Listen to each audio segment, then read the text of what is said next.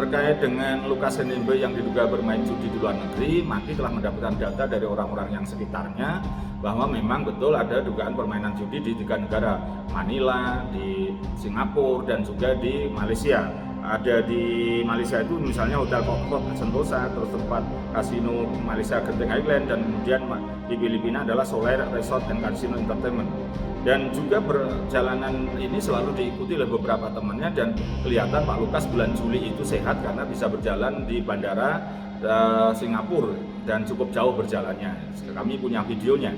Dan memang trip perjalanan Pak Lukas ini mulai bulan Desember 2021 hingga Agustus 2022, ada yang bahkan sampai ke Australia, ke Jerman, dan juga Singapura, Malaysia, jalan darat, balik lagi Singapura untuk diduga bermain judi, ke Manila juga bermain judi. Jadi menurut saya cukup sehat. Jadi berkaitan dengan rencana pemanggilan KPK mestinya bisa didatangi. Dan juga permainan judi tadi itu diduga malah di ruang-ruang VIP.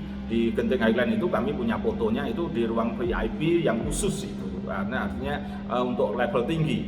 Dan kemudian juga untuk inilah mestinya KPK segera mendalami dugaan-dugaan uang-uang yang diduga berasal dari yang tidak jelas itu harus segera dibuktikan. Selain dugaan gratifikasi adalah uang-uang yang dipakai untuk judi itu apakah berasal dari kantong pribadi atau berasal dari yang lain. Dan inilah yang harus dikemukakan pada masyarakat Papua bahwa dugaan pemimpinnya itu yang diduga selain dugaan korupsi juga diduga dipakai untuk judi. Maka mestinya jangan sampai ini membela membabi buta dan sepenuhnya mendukung hukum, karena penegakan hukum ini berlaku untuk semua. Dan saya berharap KPK juga melakukan langkah tegas dan masyarakat harus mendukung untuk penegakan hukum ini demi kesejahteraan masyarakat Papua sendiri.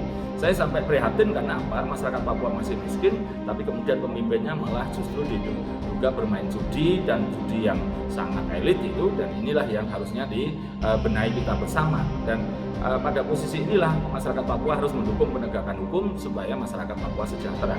Dan sisi inilah saya yakin sih kalau dugaan uang 560 miliar itu lebih percaya kepada PPATK, meskipun ini telah dibantah oleh lawyernya Lukas NMB. Tapi mari justru itulah datanglah ke pemanggilan KPK dan jelaskan semuanya. Kalau Anda clear ya sudah akan dihentikan, dan itu konsekuensi logis.